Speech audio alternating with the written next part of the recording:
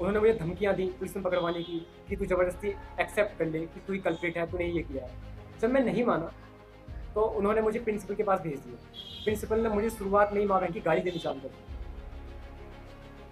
और उन्होंने मुझसे ये कहा कि तेरी शक्ल से लगता है कि तूने ही ये किया है। उस कमरे में चारों तरफ से मुझे घेर लिया गया।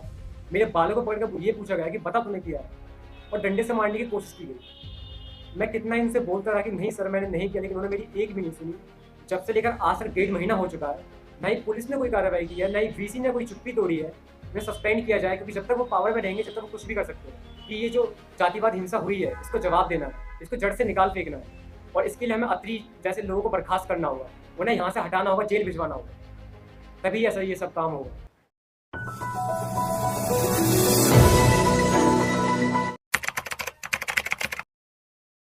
मेरा नाम सुमित है और मैं शहीद भगत सिंह कॉलेज के मॉर्निंग का बीए हिंदी ऑनर्स तृतीय वर्ष का छात्र हूँ। मैं वही छात्र हूँ जिसके साथ जातिवादी हिंसा की जाती है, मारपीट की जाती है उस कॉलेज के प्रिंसिपल अरुण कुमार अत्री द्वारा।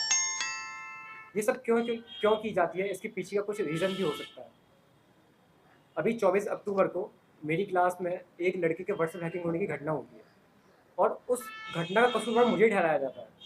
केवल मेरी जाति के आधार पर, मेरी वेशभूषा के आधार पर, मेरी शक्ल के आधार पर मैं ऐसा दिखता हूँ तो मैं ये कर सकता हूँ, ये नीच हरकत मैं ही कर सकता हूँ।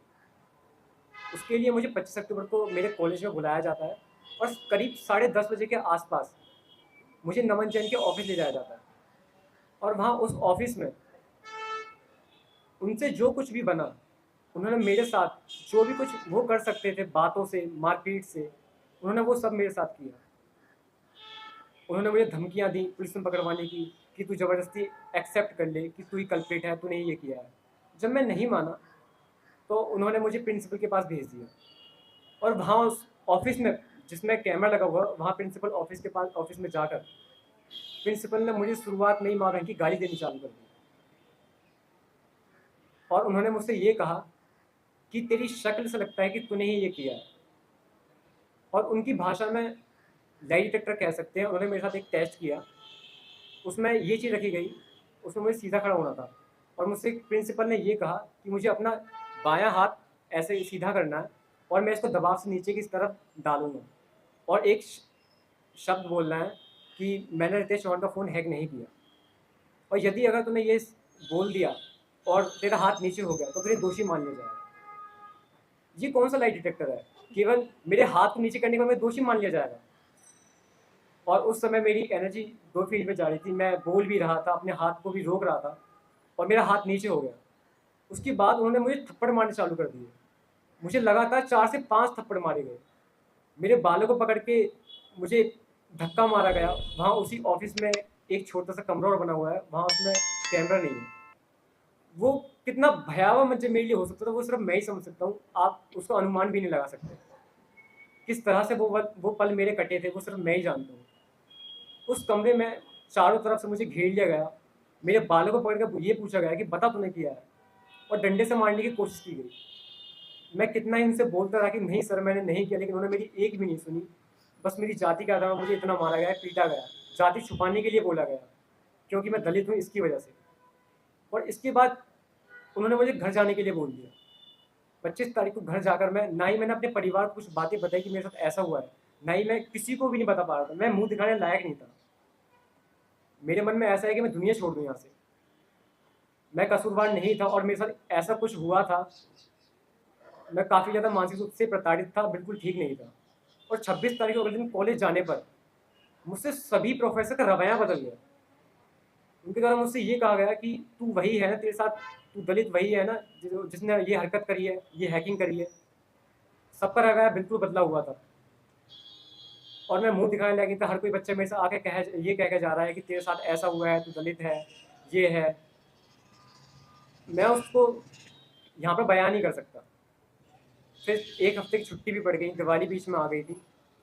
और उसके बाद जब मैं कॉलेज जाता हूँ प्रिंसिपल से ये पूछने के लिए कि कौन है कसूरवार, मैं तो नहीं हूँ, तो उनके द्वारा ये कहा जाता है कि तू साबित हुआ है कि तू कसूरवार नहीं है।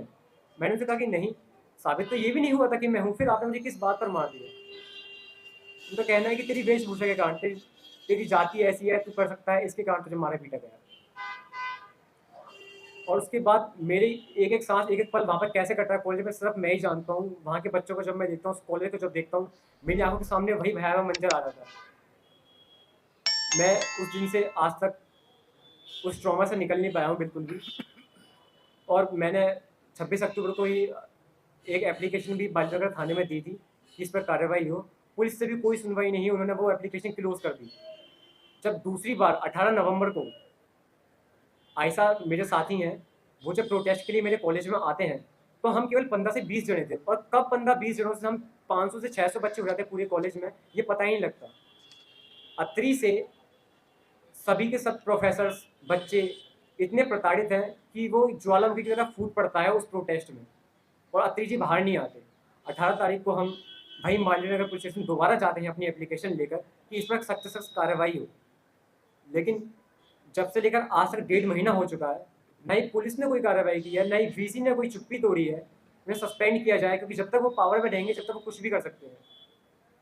वीसी ने भी कोई चुप्पी नहीं तोड़ी है, पुलिस से भी कोई कार्रवाई नहीं हुई है।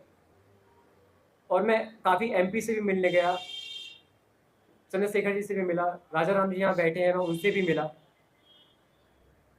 और आगे अभी कुछ हुआ ही नहीं, कार्रवाई नहीं हुई है। और मैं आप सबका साथ चाहता हूँ।